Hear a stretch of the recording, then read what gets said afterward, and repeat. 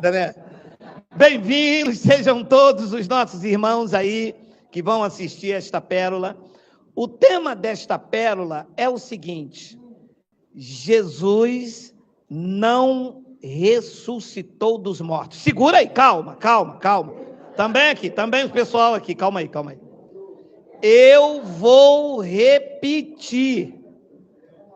Jesus não ressuscitou dos mortos para o sistema religioso.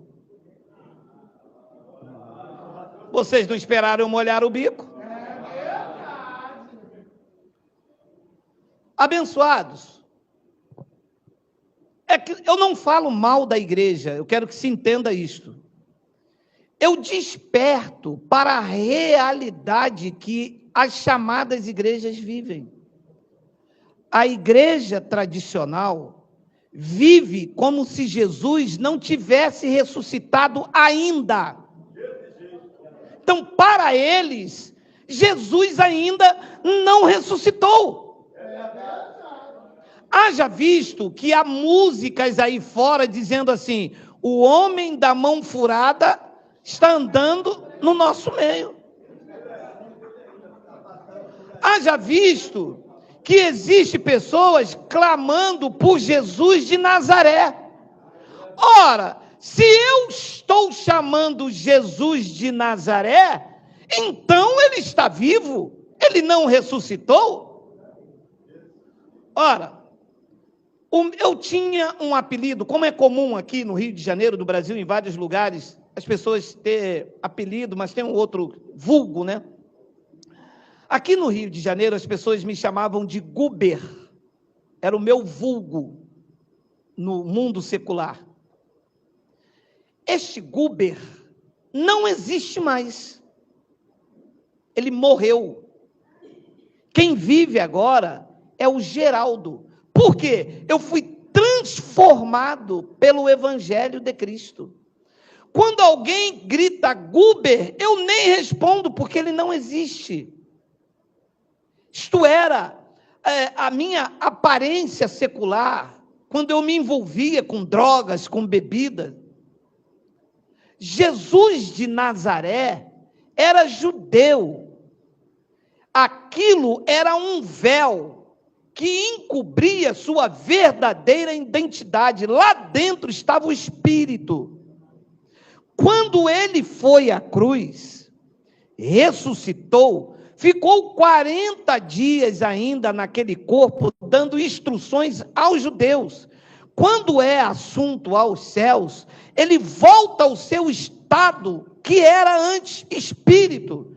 Paulo escreveu em 2 de Coríntios, capítulo 3, versículo 17, que disse que o Senhor é o Espírito, não é Jesus de Nazaré, mas foi. A igreja atual segue ainda a Jesus de Nazaré. E dizem assim: Jesus de Nazaré mandou batizar, e eu vou batizar também. Significa que para você, ele ainda não ressuscitou, porque você está fazendo as mesmas coisas que ele fez. Se ele fez, não era para você fazer. Ele fez justamente porque o povo judeu não tinha capacidade de fazer. Ele fez. Entendeu? Sim. Se fosse para você fazer também, ele não tinha feito. Os judeus estavam lá praticando a lei. Ninguém conseguia cumprir a lei. Se fosse para os judeus cumprir a lei, ele não tinha se submetido àquela vergonha, àquele escárnio. Eles deixavam eles cumprir a lei. O que é que ele fez? Ele foi e ele cumpriu a lei no lugar dos judeus que não poderiam cumprir. Por isso o tema, Jesus não ressuscitou. Um abençoado me disse: amanhã tem batismo na nossa igreja. Ora, se tem batismo na igreja de vocês, então Jesus não ressuscitou? Por quê? Porque o batismo de Cristo é aonde? Na cruz. Ora, se ele não ressuscitou, vocês precisam então lavar o pecado de vocês. Sim ou não? Sim. Se vocês estão se lavando nas águas, significa então que vocês têm pecado. E se vocês têm pecado, é porque então ele não ressuscitou. Porque quando ele ressuscitou, ele levou sobre si os pecados no madeiro. Levou ou não levou? Levou. Então, olha, o argumento de Paulo, lá na igreja de Corinto, com algumas pessoas que diziam não haver ressurreição dos mortos. O argumento original aqui do texto é esse. Eles se batizavam pelos mortos, diziam também que não havia ressurreição, e Paulo traz um argumento seguinte: ora, se é corrente pregar-se que Cristo ressuscitou dentre os mortos, como, pois, afirmam alguns dentre vós que não há ressurreição de mortos? Versículo 13. 13. Tem o 13? Tem aí. E se não há ressurreição dos mortos, disse Paulo, então Cristo não ressuscitou. 14. E se Cristo não ressuscitou, é vã a nossa pregação e vã a vossa fé. Segura aqui. Vamos entrar dentro desse pensamento aqui. Se alguém diz para mim, eu preciso me batizar nas águas para apagar os meus pecados, esta pessoa está dizendo, Cristo não ressuscitou. É verdade. Porque eu ainda tenho pecado. Então, se eu te batizo, com esse gesto, espiritualmente, eu estou dizendo, Cristo não ressuscitou, esta pessoa ainda está debaixo dos pecados, e sou eu que vou tirar os pecados dela, batizando-a na água. Agora, se uma pessoa acredita assim, não, Cristo ressuscitou, e ele, pela sua ressurreição, aniquilou os meus pecados, pagou as dívidas, e eu agora, diante de Deus, estou livre, saudável, para apresentar o meu culto racional. Esse é o entendimento. Paulo continua o argumento no versículo 15 e diz o seguinte: e somos tidos por falsas testemunhas de Deus, porque temos asseverado contra Deus que ele ressuscitou, ao qual ele não ressuscitou, se é certo que os mortos não ressuscitam. 16, porque se os mortos não ressuscitam, lembra que o argumento ali era esse? Também Cristo não ressuscitou. 17, e se Cristo não ressuscitou, é vã a vossa fé, e ainda permaneceis nos vossos pecados. Então, se eu digo que eu tenho pecado, eu estou dizendo que não é um jogo de palavra, você entende assim, né? Olha lá, e se Cristo não ressuscitou, é vã a vossa fé. Então, se Cristo não ressuscitou, as pessoas ainda estão nos vossos pecados, entende? Então, se uma pessoa diz que ela tem pecado, é porque para ela Cristo não ressuscitou. Não é porque eu pequei. Não, você não pecou. Você roubou, você bebeu, você adulterou. Você cometeu uma obra da carne. E isto vai gerar consequências para a sua vida. Porque aquilo que o homem semear, Deus colhe. Eu colho. Você semeia e eu colho. Não. Aquilo que o homem semear, isso mesmo ele colherá. As consequências não é de Deus. Não abala o trono. Não abala a minha vida nem a tua. Se aquela pessoa erra, quem colhe é ela. Ela não pecou contra os céus. É verdade. Então, se uma pessoa diz, eu ainda tenho pecado, e os pecados aqui foram aqueles levados por Cristo na cruz, os pecados da transgressão da lei, esses pecados aqui não podem estar na minha vida, se eu creio que ele ressuscitou. Agora, se alguém me batiza nas águas, eu estou dizendo, Cristo não ressuscitou. E eu ainda estou debaixo de pecado. Ora, se uma pessoa está debaixo de pecados espirituais, Cristo para ela não ressuscitou. E é exatamente isto o que os lugares chamados igreja fizeram a vida inteira em nome de Deus.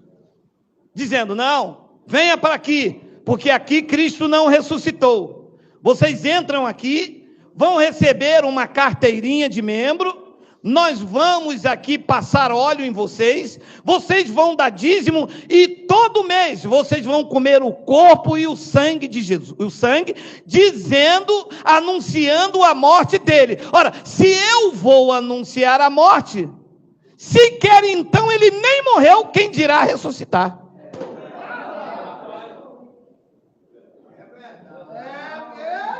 É isso que fizeram com o lugar chamado igreja. Então, é preciso alguém vir esclarecer isto, porque quando você diz isso, a consciência de ignorância, o entendimento de ignorância assalta a minha mente, a nossa mente, e a gente diz, caramba, cara, não é que é verdade? Aí a pessoa começa a examinar e diz, exatamente, eu ignorei a ressurreição, eu ignorei que Cristo está vivo, eu ignorei que Ele vive na minha vida, que Ele deu a vida para que eu tenha vida. Não vivo enclausurado, perdido, desesperançado. Eu quero viver a vida, não uma vida de libertinagem, mas viver uma vida com uma liberdade controlada.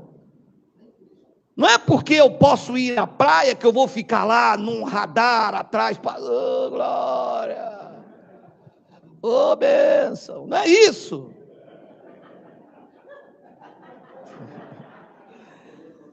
Abençoados, graças a Deus, porque Cristo iluminou os olhos do nosso entendimento. Eu creio que muitas pessoas que estão reunidas hoje como igreja estão entristecendo o coração do Pai, agindo como se Ele não tivesse ressuscitado. Você sabe, digita para mim, Miguel, eu acho que é Marcos capítulo 2, versículo 18, Miguel, digita para mim, depois a gente continua aí nesse assunto, eu tenho 5 minutos ainda. Marcos capítulo 2, preste bastante atenção nisso aqui, olha só. Ora, os discípulos de João, você vê que era ainda o território da lei, né? Os discípulos de João e os fariseus estavam jejuando. Presta atenção, quem é que estava jejuando? Os crentes, os discípulos de Jesus, ou os discípulos de João Batista, o profeta da lei, e os fariseus, que eram contra a doutrina de Jesus de Nazaré. Eles estavam jejuando, sim ou não? Sim. Os fariseus tinham poder de Deus, comunhão com Deus, santidade de Deus. Se estavam jejuando, significava que o jejum era um preceito da lei. Vieram alguns dos discípulos e lhe perguntaram, por que motivo jejuam os discípulos de João e dos fariseus, mas os teus discípulos não jejuam? Significava que os fariseus e os discípulos de João ficavam sem comer, enquanto os discípulos de Jesus estavam no descanso. Era cavaca, broa de milho, cuscuz.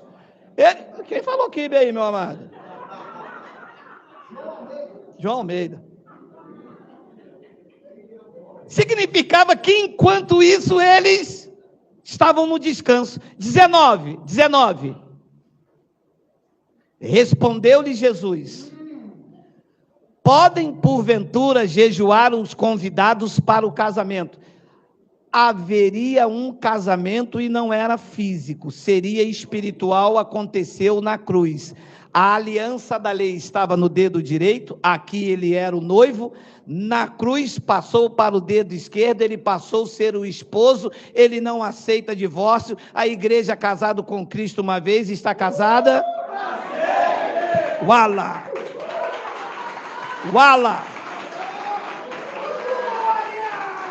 Respondeu-lhe Jesus, podem porventura jejuar os convidados para o casamento enquanto o noivo está com eles? durante o tempo em que estiver presente o noivo, não podem jejuar. Podem ou não podem? O que a igreja faz? Age como se o noivo não estivesse com eles e jejuam.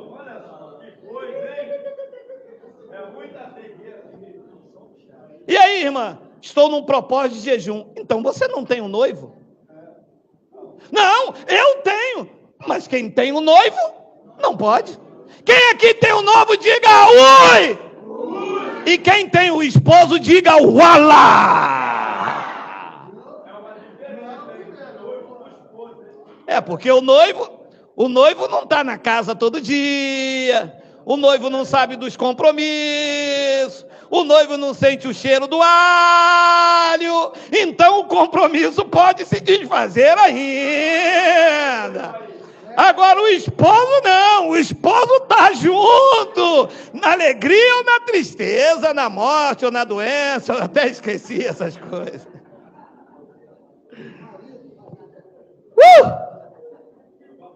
É assim que a igreja age. Como se não tivesse o noivo. Como se ele não estivesse presente. As suas obras negam a sua ressurreição.